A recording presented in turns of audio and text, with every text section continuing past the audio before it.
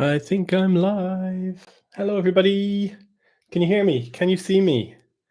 Hello, friends, Instagram, Facebook, not Facebook, YouTube. Good to see you all. Hopefully, I'm coming through loud and clear. Just gonna double check, make sure I've got everything in the right place, the right time. But how's everybody doing? Happy New Year, if it's not too late to say that. Probably is too late to say that, isn't it? So, today, January live stream, building on the success of our live stream in December, about exactly a month ago, I think. We had our last live stream, and it was a lot of fun. I really enjoyed it. So I thought maybe we'll try and kind of make it more of a semi-regular thing. So welcome on Instagram, welcome on YouTube. I think I did TikTok last time, and we're gonna not do TikTok this time. It was a little bit too overwhelming. But can you all give me a little shout in the chat if you can hear me and see me all right? Is it kind of all sort of working? I think we're all good on Instagram, and I'm seeing some comments on YouTube as well, which is great. Hello, fantastic. Yes, thank you, everyone. Loud and clear. Yes, amazing. Really good. Thanks, everyone in the chat. Now, a really good opportunity as people are kind of filling in and filing in. To let me know in the chat where you are. Obviously not address, postcode, all that stuff, but like you could say America, you could say Italy, you could say Northern Hemisphere, just so I get a sense for everyone. It's so nice to kind of connect with people and see where you are. Some people are requesting to be in my live on Instagram. I don't know about that. Sorry, guys. I don't know how that works, and I think we'll just keep it rocking and rolling. Cool. Laos and Ireland, great. Iowa, awesome. The Vatican, wow. Canada, great. Scotland, Perth, brilliant. Skye, South London, excellent. Really good. Heidelberg, Oklahoma, wow, amazing. Really good to see you all, guys. Also on YouTube, make sure to hit the thumbs up button. Apparently that tells the algorithm to send it to more people. So the more people that can know about this stream, the better. Yes, we're going up on the thingamajob. Great. So nice to see everyone. Today, questions. Please send me your questions. Put them in the chat. I've already got loads of questions from Instagram. I'm going to try and get through them as much as possible. We've got an hour to go through everything. I've got some patterns and I've got some thoughts for 2024. We'll try and get through it all, okay? So, like, the first thing is, I suppose, Happy New Year, and I hope you all had a good break.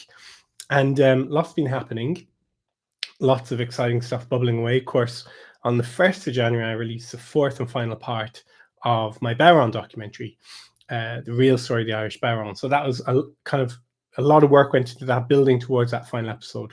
And I hope that you've managed to have a look at it. If not, after the stream, jump on and let me know what you think, because a lot of people had really interesting feedback from that episode about different styles and how things have sort of evolved, the playing styles, and also where it's going next, where the tradition is moving, particularly since the dawn of the new millennium, the last 24 years. God, we're a quarter of the way through this century.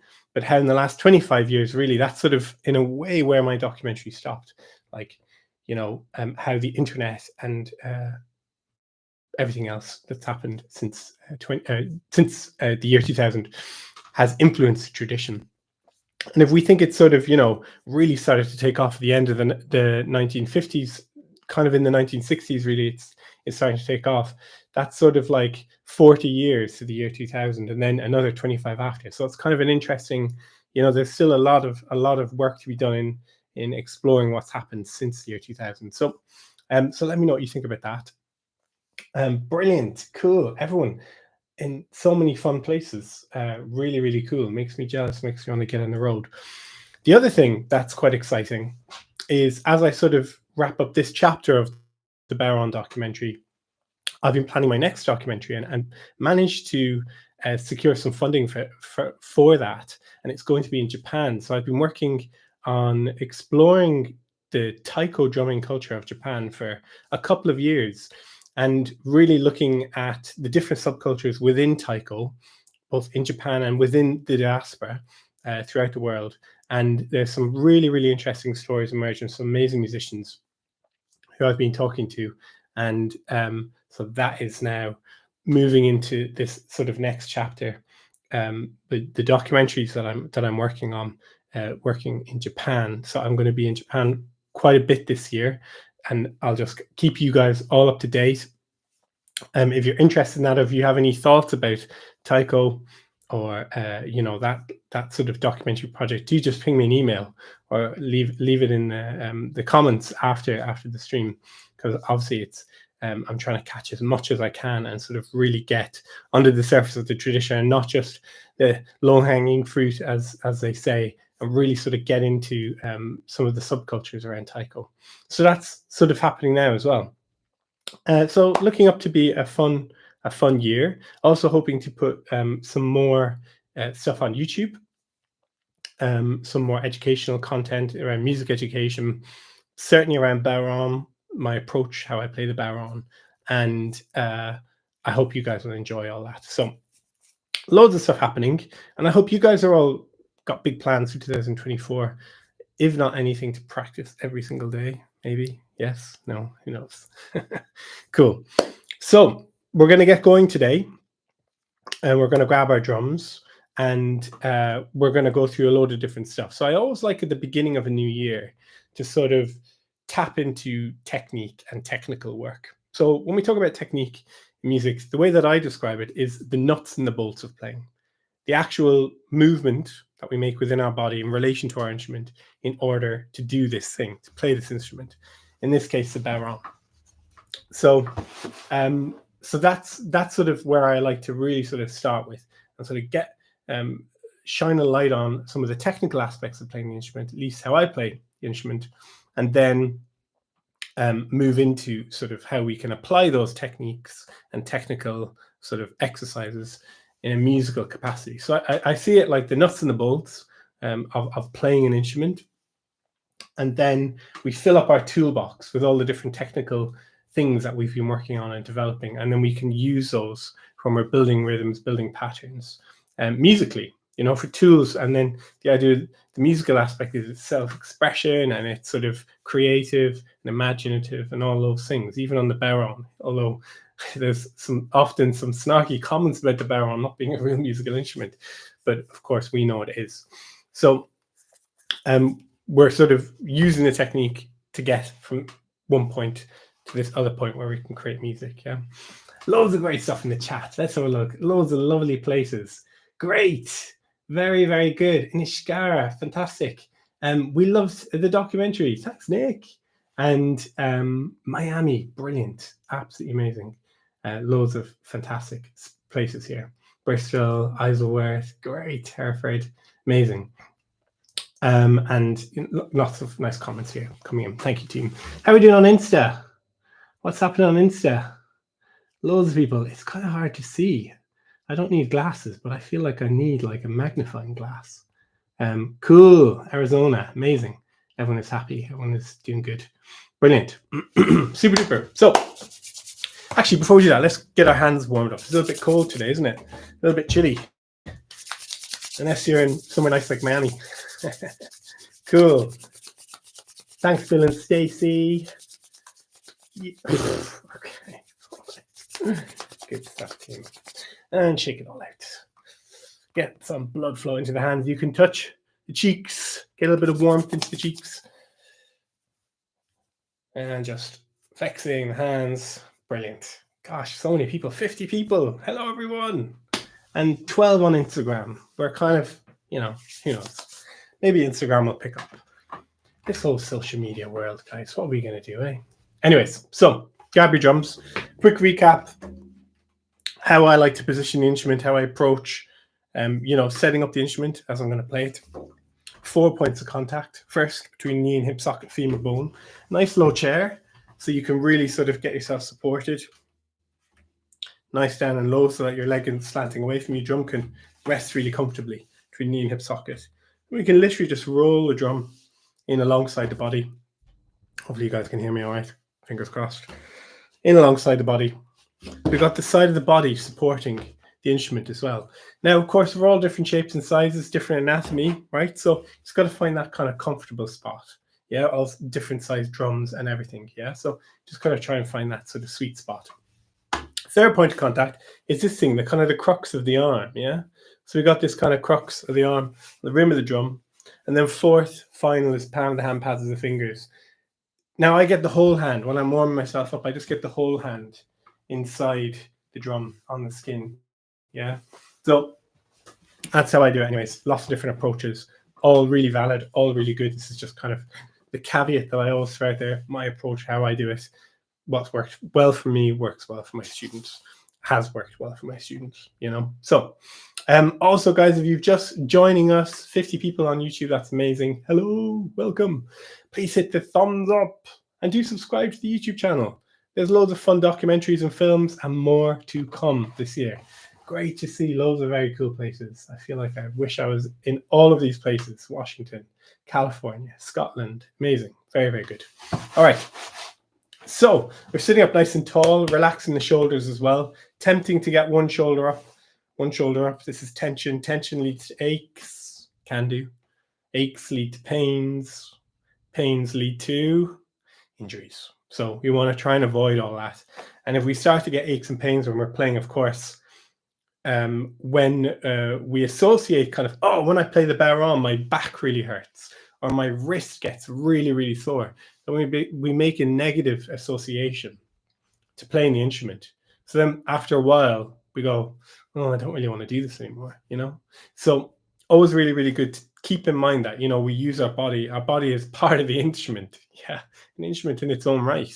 So we got to make sure that we kind of think about that all the time when we're practicing, and even when we're performing and playing, yeah, because they're the times when we can start to get carried away in the moment and start to get tense, stiffen up. Of course, that leads to aches, leads to pains, can lead to injuries. We want to try and avoid that as much as we can. My gosh, hands are still cold. Your hand's cold. Not if you're in Miami or, you know, all these nice hot places. Certainly in London. Heating up a little bit, but not quite. So we'll get ourselves warmed up first. We just shake out the wrist and get a little bit of a beat going, yeah? Just down, up, down, up, down, up, down, up. We're always starting with the hand, and I'm just not really precious about it. Just shaking up and down, all the fingers, up and down on the skin of the drum. Always good to just do this for a minute to tune into the musical part of the brain. By the wood burner. Oh man, that sounds good. Tuning into the musical part of the brain, and tuning into our bodies as well, you know. Relaxing the wrist, relaxing the elbows. Down, up, down, up, down, up, down, up. Great. Hey, Dottie. 62 on YouTube. 14 on Insta. Come on, Insta. All right. Anyways, it's great that everyone has made time for the live stream. We'll have some fun. Give me 5 more, and 4, and 3, and 2, and 1. Brilliant. Team, little challenge for you. We're going to swap sides. The bodhrán is going to go on to our opposite side. We're going to use the same formula that we use for setting up 4 points of contact. Femur, 1. 2, side of the body. 3, crux of the elbow. 4, palm of the hand, pads of the fingers. We're going to find that comfortable spot, yeah? So, shake the wrist. Down, up, down, up, down, up, down, up. And ready. And steady.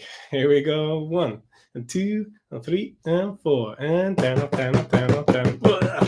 We hate doing this. All my regular students know this is punishment. Down, up, down, up, down, up, down, up. Fresh kind of madness. Yes. 2024. Love your tippers. Thank you.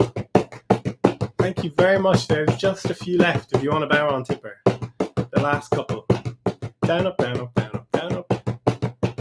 10, 9, 8, 7, 6, 5, 4, 3, 2, 1. 10 more. Come on, guys. 9, 8. Relax the wrist. 7. Sit up tall. And 6. And 5. 4, 3, 2, 1, done. Okay, that's enough of that. Back to your regular side. The reason why I do this exercise is turning things upside down, seeing things from a different angle, sometimes can help trigger a sort of formula in our brain, right? We have this very sort of set formula when we approach the drum. We're setting ourselves up, 4 points of contact, you know, palm inside the drum, sitting up tall, shaking the wrist, bringing the hand to the drum, getting that quality of movement. Yeah. So that's why I like to kind of just go, let's do it the other way around. And it's just good for that coordination. We need that coordination, you know, really fired up in our brain. So always good to kind of start out with these little exercises. Guys, we're at 68 on YouTube. Where are we? 16 on Instagram. Hey, everyone on Insta. Some familiar faces. Good to see you guys. Welcome, welcome. And how are we doing? Office today. Good. That's commitment, Bob. Great, you're with us. Washington. Fantastic. Good for the brain. Yeah. Has anyone heard of neurobics? Really interested in this thing of neurobics, you know? Like walking up the stairs. So I'm right-handed. So often when I'll walk upstairs, I'll always go step with my right leg first, you know? Or when I'm brushing my teeth, I'll brush my teeth with my right hand, do it with the left hand. You know, these sort of little exercises that you can do, neurobics. Really good as well for just becoming more focused. You know, if you're kind of like, oh, I've got to do that, got to do this, got to do that. You know, just doing some of these little neurobic activities, they sort of bring you like into the present in quite a unique way. So really good little exercises to do. Super. So some of the technical questions that I got asked, there was a few beastie ones that were brilliant that I'm going to try live on the internet to try and answer, and certainly give as good an answer as I can. And one of the sort of the questions that came up a couple of times was questions about single-ended triplets, single-ended rolls. And this is a really interesting one because referring to them as rolls or triplets, you know, even that can sometimes create a little bit of a gloss of confusion. So the way that I think about it is when we're working on single-ended triplets or single-ended rolls,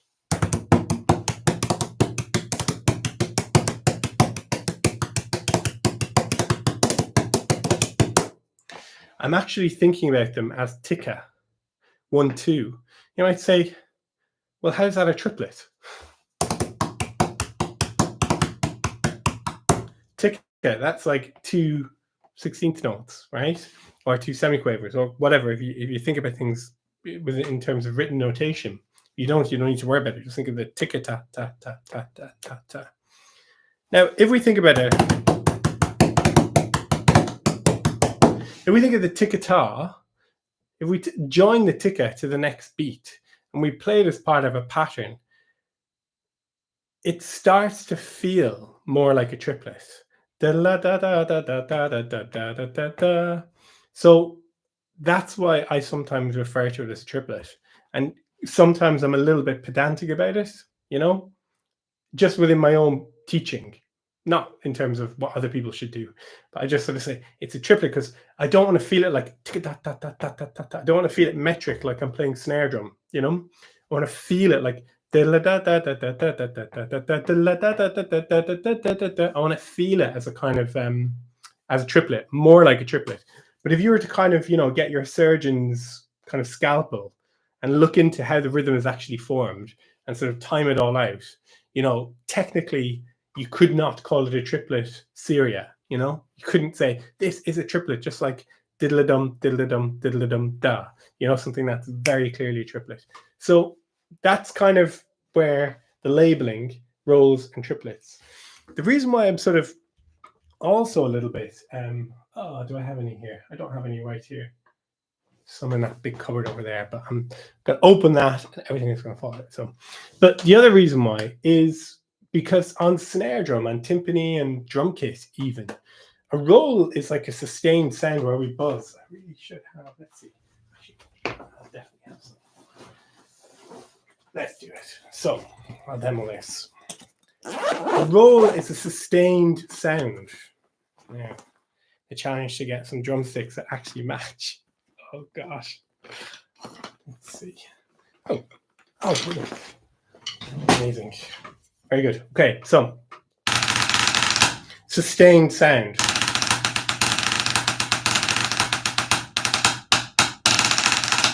And when we're talking about bodhrán, you know, like as a roll, kind of, it doesn't really feel, it feels more like a rhythm. You know, roll is like a sustained sound. And also, we can have open stroke rolls, or, you know, playing two quite articulate, clean sounds in each stick quickly, repetitiously.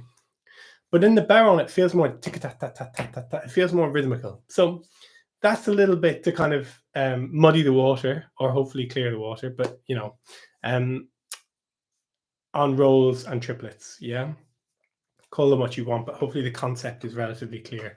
How are we doing? Sound is better on YouTube. Oh, that's good. Los Angeles, great. Very good. Music has been a lifeline. I'm very glad to hear that. I'm very glad to hear that. Ah, Brittany, fantastic, amazing music. Amazing music there. Love the dance music, you know, very repetitious minor keys. Very lovely. Great. Amazing. South London. Great. Thanks, Connor. Okay, so how are we doing on Insta? Lots of requests to be in the video. I don't really know what to do about that. Sorry, guys. Okay, Insta are live and kicking. Cool. Some people are finding it helpful. Thank you. All right. So now, how do we develop our single-ended rolls? How do we actually develop them? I'm going to tell you in just a minute. But before I do that, this ad, no, just kidding. No ads in this. We don't do ads on my channel. Or maybe we do, I don't know. But, you know, if you've just arrived, do hit the thumbs up under the video. Subscribe to the YouTube channel. Apparently, it's a really good thing to do. There's 73 people in the live stream, and we've got 44 likes. Let's get it up to 45 likes. Yeah. Apparently it's really good. YouTube starts sending it out to lots of people, of course, which is really lovely. More people can join the community. Albuquerque, great. Hello, welcome. Okay, so how do we develop these single-ended rolls? How do we develop them? All right. Whoa, 55. Great. Amazing team. Good work. So how do we develop them? Okay, I'm going to give you an exercise. My longtime students will know this one, be familiar with it. And we're going to apply it to a real pattern, 4 steady beats. We're going to count 1 and 2 and 3 and 4 and. Okay, so we're going to count 1 and 2 and 3 and 4, and we're going to keep it nice and steady. Really, really slow whilst we're practicing this. Yeah. And we're just going to do 1 and 2 and 3 and 4 and. Yeah, we're just going to keep it super simple. Right? You're saying, okay, Rory, like, let's go. Promise we're going somewhere with this. We got to get our foundations, set those foundations strong, and then we can build up our wall. Yeah. So down, 2, 2, 2, 3 and 4 and 1 and 2 and 3 and 4 and whilst we're doing this, we want to think about our elbow not really doing much, and we're kind of pivoting almost like this. So I see my pointing finger is quite still. Yeah, we're not moving from the elbow like this. Yeah, 3, 4, 5, 6, 7, 8, or counting 1 and 2 and 3 and 4 and. Yeah. Now what we're going to do is we're going to put a ticker on the 1. Ticker 2 and ticker and 2 and 3 and 4 and. Yeah, the ticker is going to come on 1, and for this ticker we're going to do exactly the same movement. It's just twice as much sound. Yeah, so ready, steady, let's go. Ticker and 2 and 3 and 4 and ticker and 2 and 3 and 4 and ticker and 2 and 3 and 4. One more. Ticker and 2 and 3 and 4 and. Brilliant. Now the idea is that we start super slow. Ticker and 2 and 3 and 4 and ticker.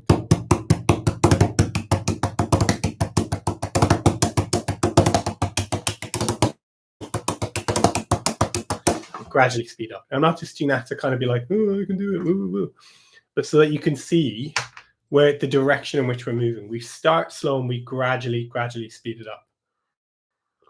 Oh no, there's a YouTube ad came on. You're kidding me. Yeah, I think they force ads on. Yeah. Anyways, hopefully it's not too annoying. Hey, thank you for coming to the live stream. Thank you all on Instagram and YouTube, not TikTok today. Couldn't get it together for TikTok.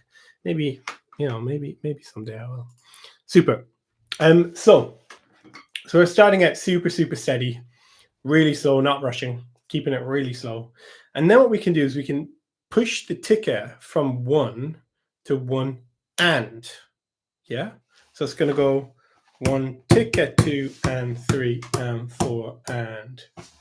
See what I did there? So instead of ticker and 2 and 3 and 4 and, I did 1 ticker, 2 and 3 and 4 and.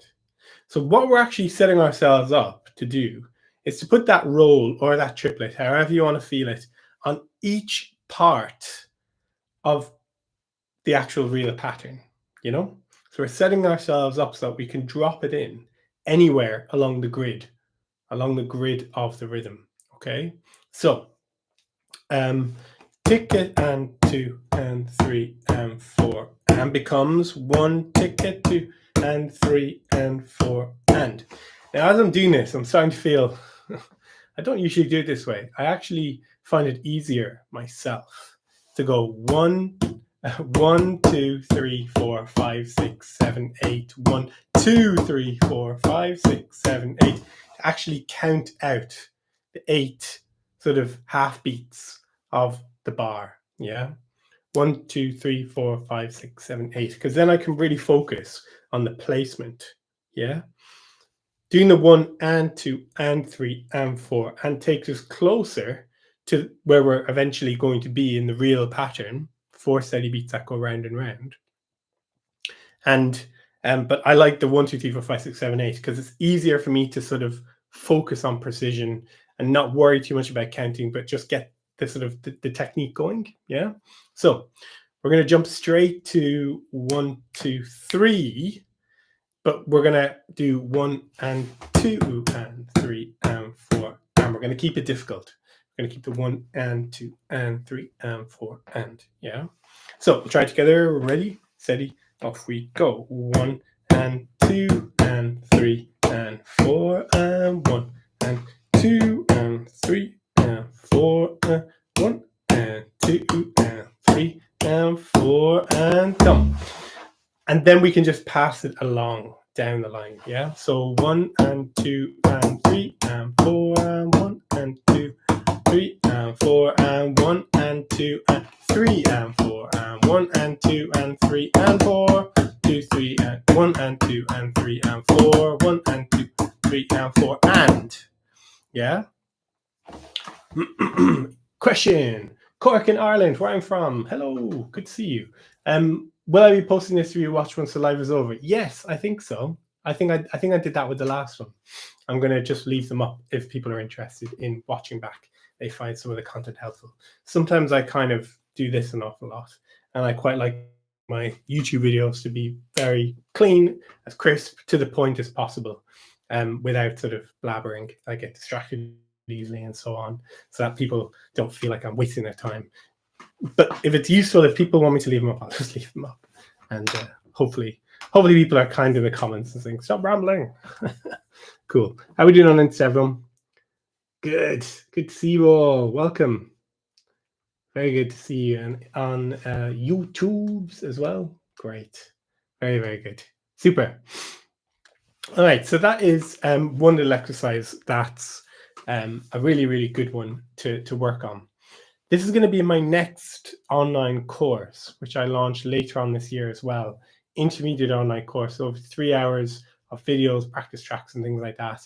And I'm going to go into rolls and triplets in a real detail, because it's something that a lot of people come to me for help with, and it's a great thing to work on and to elevate your practice. So more on that to follow. Another thing that a couple of people asked me about, which was really interesting, was single-ended rolls and triplets versus double-ended. So, hey, someone just threw it in there, just as I was saying it. So I'm just looking for my old school barrel triplet. Got one here. Good morning. Kriyash, good to see you. So double-ended triplets, right? Double-ended triplets where we're using both ends of the tipper. Yeah. Tip of the pencil, eraser on the pencil. That's how I kind of tend to think about it. Yeah.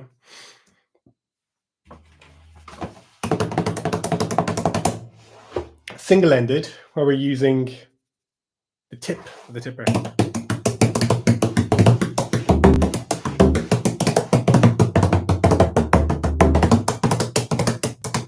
Just using one end of the tipper. Now, for the style that I play, I tend to like the single-ended approach. I feel it gives me a little bit more articulation. Articulation meaning precision, clarity in the sound. Sometimes with the double-ended triplets, can give a nice feel. And certainly, if you watch the fourth part of my documentary, the North Kerry style, using both ends of the tipper, it's very much a very important part of the tradition of bodhrán playing. This double-ended approach. It's quite unique. It does sort of crop up in different shapes and forms in different frame drumming traditions, and there's some related sort of double-ended stuff in some of the frame drumming traditions in southern Italy as well. But it's quite unique for the bodhrán. And tippers like this, with like two marbles, you know, you can see this is sort of geared up for that double-ended sort of style of playing. Yeah, because you're able to get a much sort of fatter sound from the back end of the tipper. Whereas these tippers that I make and sell to my students and play with almost exclusively, have a good old solid back end. So you can do the double-ended approach and they're effective and work nicely for that. But most of the time, most of the main core patterns, I'm using the tip. It's a purely stylistic thing. Different people have different approach. And again, if you've watched part 4 of my documentary, you'll see some of the amazing players that I had the privilege to be in the presence of and to learn from, making a whole range of interesting approaches to technique and pushing it forward into a whole new dimension.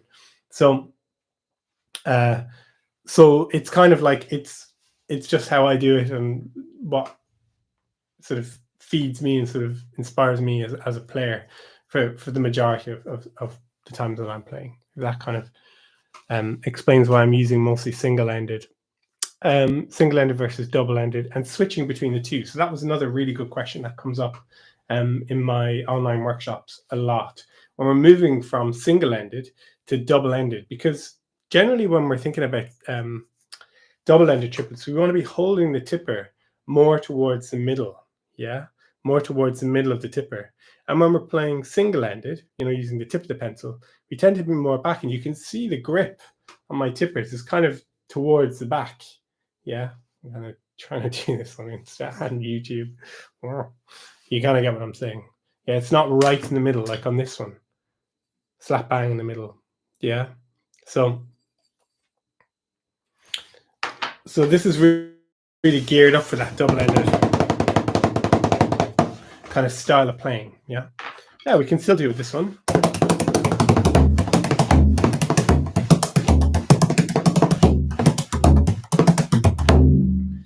But if we are going to move from using single-ended triplets to double-ended triplets, we need to pivot. We need to use dexterity. When I think of dexterity, I think of raccoons, and all my many friends in the United States go, "Oh, don't mention raccoons." And I love them. I don't know why. I think I've seen online videos. They're kind of friendly and waving and stuff. But I know it's a controversial topic. When you see them, their little hands, right?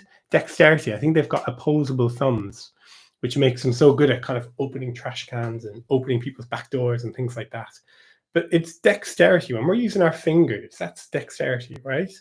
And when we're playing, certainly in the style that I'm playing, I'm not using much dexterity for the actual strokes. I'm pivoting from the elbow. The elbow is still in that it's not moving up and down like that. But I'm pivoting from here and from the wrist, yeah? The fingers are not doing anything. I'm not playing like this. Some people are, and it's wonderful. But my style, I'm not doing this so much. But what I am using is I'm using dexterity to actually walk my hand up towards the middle and then walk back down again. I also have a very soft grip with my tipper. So if I didn't use dexterity, that would happen. It would go flying out of my hand. Luckily, here's one I prepared earlier. Yeah. Oops. Okay. Bad jokes. Promised we'd have bad jokes, team. So you get the idea? Using a little bit of dexterity. So on a lot of my fundamental workshops I do online and in person, I often will say, let's walk the hand up and down the tipper to get this dexterity going. So we get this kind of, you got a raccoon emoji. I didn't know there was one. That's amazing. Don't get me started on that. Brilliant. So you see, I'm walking my hand up and down. Yeah. Because I need to constantly reposition the tipper. Yeah. And this, whilst you're playing patterns, you might say, well, how can I do that and play patterns? But with time, with repetition, mindful repetition and awareness that we're using this kind of dexterity to move our hand and get, up here if we need to be up here, and up more towards the middle if we want to do double-ended triplets. This is really important. Yeah, really important. It takes time, but awareness of that dexterity will really feed you. Ooh. Now let's see. Away. Collecting tippers. All right, anyone who wants to get one of my tippers, there's a handful left. There's probably about 5 left. All cherry, actually. All cherry tippers. I can post some out for you tomorrow, in the case you'd like to grab one of them. So, Team 74 on YouTube. Hello. If you just joined us, great to see you. Doing a bit of a Bodhrán live stream. Throw your questions in the chat. And where are we? 16 on Insta. Hello, Instagram. How are we doing? Do we have any questions on Instagram? No, everyone just kind of chilling in and, popping in and popping out. Just cool. Anyways, I'm really glad to see you all, and I hope you're all well. Do hit the thumbs up button on the video. I know I feel like I'm a broken record saying that, but the YouTube algorithm apparently really likes it. YouTube, we're all keeping it moving on YouTube, right? Cool. We're up to 75. Good stuff, team. So we've got to our single-ended triplets rolls exercise. We've got our single-ended versus double-ended. And then the other question that we had was about speed. How do we build speed on Bodhrán? So next thing, we're going to have a look at some speed. Now, keeping in mind, team, whilst we're kind of dipping into, musicality, which triplets we're going to use, they're all kind of musical things. We're still in the world of technique. This is all technical work, So this is the kind of the nuts and the bolts, how we play, building up for the toolbox so that, we can use all those tools for our practice. Hey, Sandy, great to see you. Thank you for coming. Fantastic. Really, really good. Great. Loads of people here. Nice to see you all. Welcome, welcome. Cool. All right, team. So speed exercise. This is a little exercise that I've adapted by a guy called George Lawrence Stone. He's, I think, born at the end of the 19th century. His father was a drum major, American man. And I think he was born in 1880 something, and was a very famous drum teacher, drum kit drummer, snare drummer, and drum kit player and teacher. And he taught Joe Morello. If you've ever heard of Joe Morello from the Dave Brubeck Quartet, one of the most iconic drummers. He taught Vic Firth as well. Vic Firth, very famous manufacturer of drumsticks, great percussion icon. And he wrote a book. And again, I have it in somewhere. I should have dug it out. Called Stick Control. I believe it was 1945. I think it was 1945. I think it was just after the Second World War. Stick Control. And it's this book of, if you're music literate, of almost entirely eighth notes. We call them quavers over here. I tend to call them quavers. Of eighth notes, like literally just pages and pages and different sticking patterns. And he says, get the metronome going, do this round and round and round and round. And it's kind of an iconic book. People sort of love it. And they kind of, maybe some students at music college and stuff love to hate it, but kind of, give it a bit of a bad rep. Anyways, Joe Morello, very iconic drummer, had an exercise that George Lawrence Stone taught him, called a stone killer. Or I think he may have labeled it the stone killer. And it's nothing to do with killing. It's just a difficult exercise. And George Lawrence Stone, of course, named after stone, so stone killer. And this is kind of a variation that I like to teach with my bodhrán students, yeah. And again, they sort of love to hate it a little bit, but really good for building up speed. And the way that we do it, we break down our downstrokes and our upstrokes, because as you know, I often say in my bodhrán videos, bodhrán, you know, playing in it can be simplified to down and up, and everything we do is a variation of that. You know, at its lowest common denominator, we can just go down and up. So we're going to isolate our downstrokes, and we're going to think about the technique, the way in which we do it. We're going to start with the tipper pointed towards our chin. I promise there is a chin in there somewhere. And we're going to do a full sweep all the way down to belly button, right? Or there or thereabouts. So it's chin to belly button. Nice swing, yeah? And we're just going to do downs. Down, reset, down, down, down, yeah? And we're going to get these nice dry bass sound. Cool. People enjoying the tippers. Las Vegas. Amazing. Cool. 10 more. 9 and 8, 7, 6 and 5 and 4 and 3 and 2 and 1. What goes down must go up. We're going to do it the opposite way right now. Up strokes. 1, 2, 3, 4, 5, 6, 7, 8. We'll keep the up strokes going. Now, eventually what we're going to do is 8 down and 8 up, yeah? And really making sort of a lot of emphasis on the movement, even over-exaggerating the movement. Remember, this is technical work. I'm not saying, yeah, go to your local session and start doing that. Because, you know, it's quite unmusical, right? But when we're working on our technique, we can kind of park that to one side. We're working on that speed, building up speed, and of course, articulation at speed too. Not to go, you know, playing fast, but with not really at all. You want to get like kind of quite even, clean sort of strokes, you know? So we're going to do 8 down, 8 up. 1, 2, 3, 4, 5, 6, 7, 8.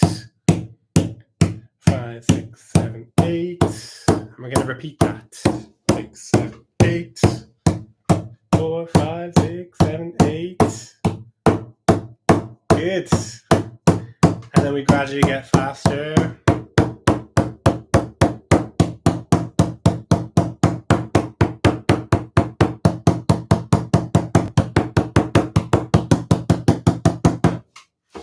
We can play around with that. I sort of sped that up quite quickly because I'm conscious.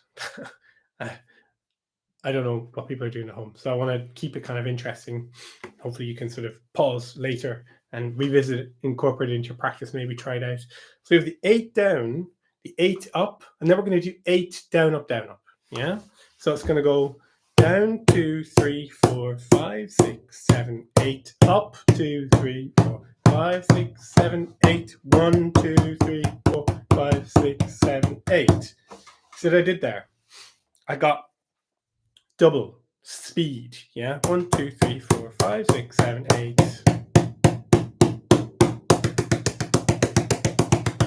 The idea is that what we're trying to do is trying to isolate the downs. So down, down, down, down, down, down, down, down, up, up, up, up, up, up, up, up.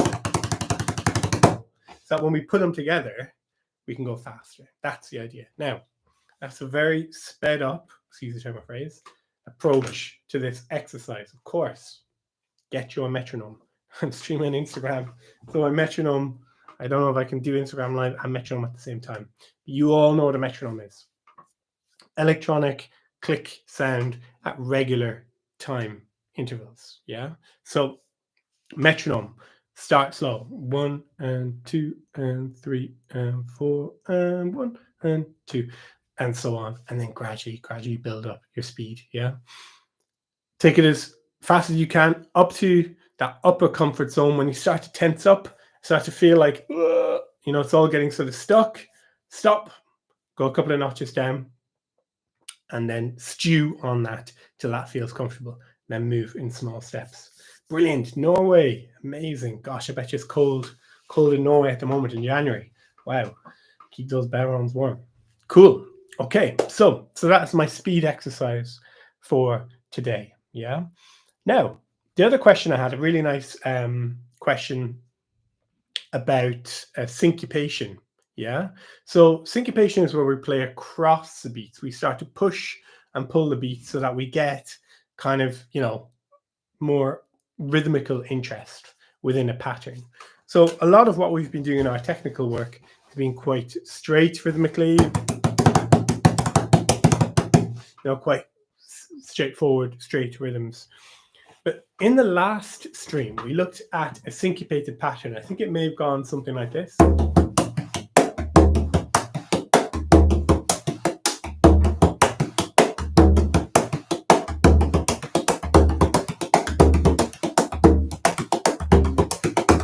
Or something to that effect. We broke up the 4 beats of the bar into galloping, galloping, coffee, galloping, galloping, coffee. We played across the main 4 beats of the bar. Yeah. So someone asked, how do we work on getting that to fit with the music really, really accurately and to get a really sort of like tight, syncopated pattern within a broader sort of, within, you know, playing with other musicians, playing a tune, for example. And exercise, really, really good exercise to break it up. So down, up, down, down, up, down, down, up, to literally go step by step and tap your foot on the ga, la, ping, ga, la, ping, coffee. So you actually have the pulse going in your right foot. You have the pulse going 4 on the floor, and then you're playing the syncopated pattern in your playing hand. Now, during the pandemic, when I was working with all my students online, now I'm working with a lot of students online and a lot in person too, here in London. And I would do all these exercises and say, tap your foot to the beat. My students would be like this on the Zoom. Yeah, yeah, yeah, yeah. We're tapping our foot. We're tapping our foot. And then, of course, when we came back to playing together, and I was like, why is nobody tapping their foot on the syncopated patterns? And of course, they hadn't been practicing with the pulse in the foot and playing that pulse, keeping that pulse in the right foot. It's really, really difficult. We're using that coordination. Yeah. And you could say as well, it's a polyrhythm. 4 on the floor in your foot, and then taki da dinner, taki da dinner. 1, 2, 3, 1, 2, 3, 1, 2. Almost kind of like a 3-limbed pattern in the playing hand, you know? So it does fit, I promise. But by slowing it right down and even writing it out on a piece of paper, sometimes visually, just to kind of see the dots where you tap your foot in terms of the D, U, D, D, U, D, D, U, putting a little star under each one where you tap your foot. Yeah, it'll really help you to anchor the pattern. So that was a really lovely question I had about syncopation just after the last live stream. So I thought I'd address that. And then you can go back and watch that live stream if you haven't already to get the full kind of part of the lesson, looking at the sort of tutorial how to play that pattern. So building on that, I thought we could do a little syncopated jig pattern to sort of bring this party to a close. Hope everyone is doing well. And let me know in the chat if there's any final questions, comments, suggestions, any of that stuff. If you haven't hit the like button, do hit the like button. How's Instagram doing? We're ticking along on Instagram. 20. Good to see everyone. Oh, any questions on Insta? Let me know. Any questions on YouTube, of course. Let me know. Super. So, little jig pattern sounds like this.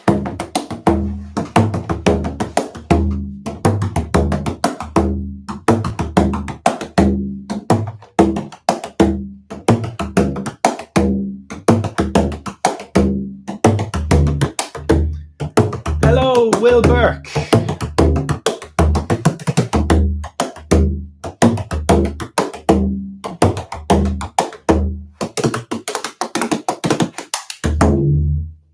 Cool. So I did a little bit of mucking around in that too. Why not?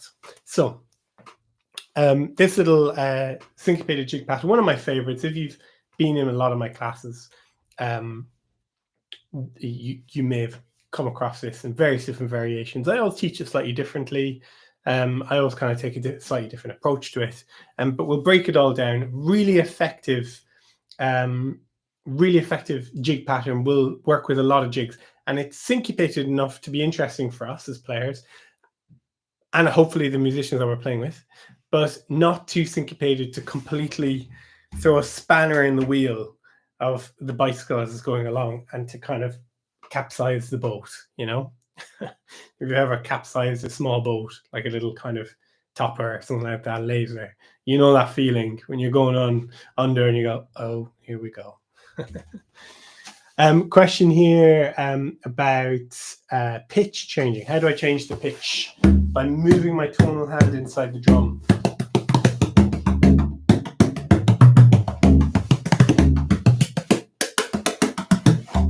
By making different shapes with my hand, applying different amounts of pressure inside the back of the drum, so we can create different sounds and pitches. And of course, different drums will have different kind of strong points, very, very clean, high registers. Some of them have lovely, earthy, bassy tones. Don't really do much. You know, when we are when we're moving our hand around, particularly some of the older drums. London, I teach at the London Irish Centre in Camden. That's where my lessons happen. Oh, good. Great stuff. Glad that you're enjoying. Great. Fantastic. Sandy, good question. Put tape on the tipper so I didn't drop it. I actually use suede. I make little suede grips. I should have brought some. Send me a message, Sandy. Send me a message. I'll send you a couple. Oh yeah, the Aran Islands. Absolutely. Yes, I would love to go at some point in the future. That would be amazing. So, but yeah, I use suede, and I love suede, on the feeling of suede in my hand. Because unfortunately, bit gross, but hands get a bit sweaty, particularly if you're on stage playing a lot. Hot lights, you know, sometimes on stage as well. So having that little bit of extra grip, really means that I don't have to kind of grip on tight to the tipper either. Keep it nice and soft, you know. Do I make bodhráns? I don't make bodhráns yet. But that's definitely something that I would love to do. Unfortunately lost motivation because I couldn't figure out to get to the next level and got bored. Do you have any suggestions? Have a look at some of my videos on YouTube as a starting point. You might find them boring as well, though. So, but worth a try. I've got quite a lot of them. I also have an online course. I do workshops. You might find that interesting. A recommended place in America you like? Everywhere in America. Cool. All right, loads of good stuff here.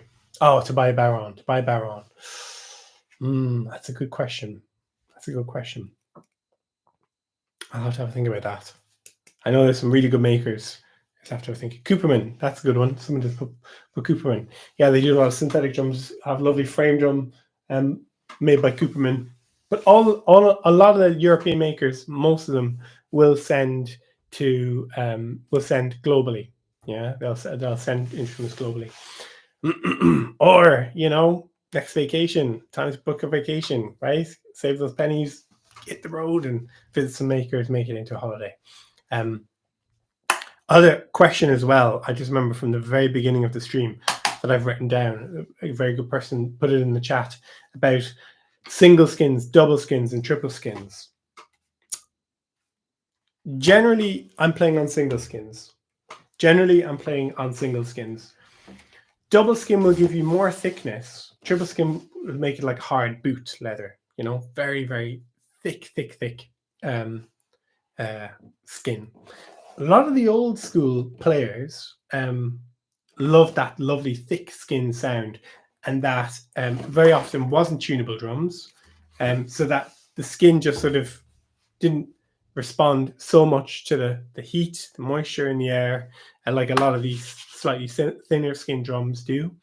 And it meant that with time, as the thickness, that thick skin broke in more and more, that it created this very unique, warm, earthy sound that only an aged drum can kind of give you. It's a very specific sound. If you listen to part three of my documentary, looks at the most iconic maker of bodhráns, Charlie Burney. He made lots of different, he was very innovative in all of the different drums that he made, but a lot of his drums had that very iconic thick skin where you get this very unique sound. And a lot of the makers now will make a triple skin to try and emulate that, but it's a very kind of specific sound. So make sure you do kind of have a listen to it first, so you understand, you know, what it sounds like compared to some of the more contemporary drums, and certainly some of the drums that are taped, that are very, very thin-skinned. And loads of comments here in the chat. Eastern Canada, yeah, I've heard there's some brilliant makers in Eastern Canada and Canada more generally. Oh, yeah, I know what you mean. Yes, that was a tough year, wasn't it? 2020. Cool. Great. Lots of chat there. Brilliant. People sharing experiences as well, which is really, really good. So very quickly, before we sort of wrap this up, as fun as this has been, I'm conscious I don't want to blather too long with you all. I'm going to teach you that pattern that I played.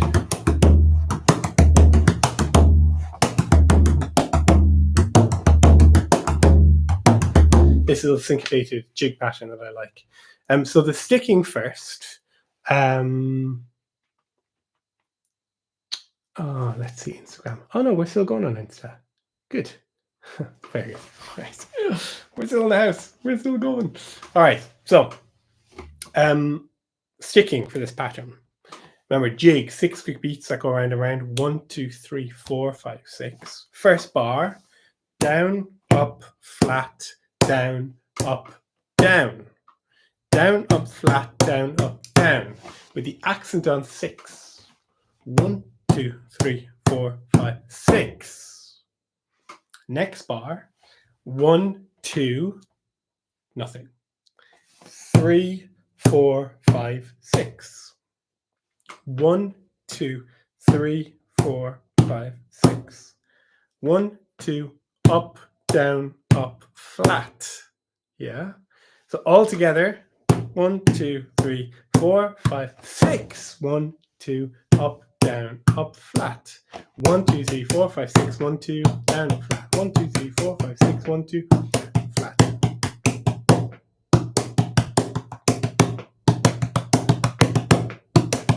Love this little jig pattern. Tonal hand. Bridget drums, absolutely. Barb has one from Bridget drums, and I don't have one of them, but I've heard very good things about them, so worth checking out if you're in Canada. That was one of the Canadian makers. Brilliant. So, tonal hand now. Open, bass, open. Sorry.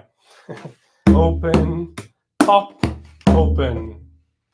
Push, open, pop, open. Push, open, pop, open. Push, open, pop, open. Push, open, pop, open.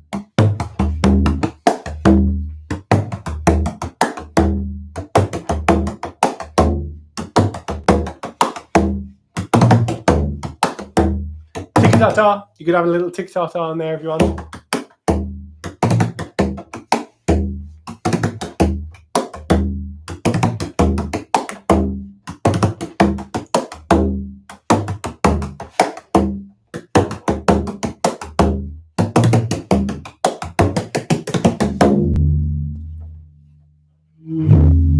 Cool.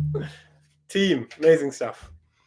Whew. Hopefully I've got through a lot of the questions. Thank you everyone who did send me questions. And if I didn't get your question, shout at me. Let me know, because I put it on Instagram and some people emailed me, which is great too. But I do try and catch all of them, and I want to get to as much and everything as I possibly can. So if I didn't catch what you wanted tonight, let me know. Put it in the comments of the video once I finish the live, or send me a little email, or just anything. And I'll try and catch it next time. I'm going to try and do this every couple of weeks. If you guys enjoy them, that'd be kind of a good thing. What do you reckon? I certainly enjoy doing them, and if people find them helpful, I really like sort of catching the questions and hopefully helping you all out with anything that you have. What's happening next? So watch out for live streams. Make sure to watch the Bodhrán documentary. Let me know what you think about it. I really love to get everyone's thoughts because it's all part of the dialogue around this topic that we're so interested in. So leave me a comment under the video. Tippers, for anyone who wants them, you can check them out on my website. I've got, I think, about 4 or 5. I think they're all cherry. There might be one Iroko. You can check that out. My online course, if you're kind of newer to the journey, starting your practice on the Bodhrán, you can check out my online Bodhrán course, which goes through everything from the very beginning, and it's sort of the whole technique, everything broken down. Brilliant. People are subscribing as well. Please do subscribe to the YouTube channel, and do like the video as well. And if anyone's interested in one-on-ones, I sent an email out, and lots of people booked on. There's still a few places, so I'm not going to put a link or anything. You can just check that email that I sent around if anyone's interested in having a little kind of refresher at the beginning of the year. And as always, any questions, just let me know, team. This has been so much fun. Thank you for all the lovely comments in the chat. Great documentary. Thank you, Troy. That's very kind. Means a lot. That people take the time to watch it, because I know there's a lot of stuff you can be engaging with and a lot of stuff you can be watching. So thank you everyone on Instagram. Thank you, Darcy. Thank you, Lady Laurie. Thank you, everyone. Really good. Thank you all. Thanks everyone on Instagram who's chatting away, and hopefully catch you all next time. Okie dokie, guys. Bye bye. Bye bye, Instagram.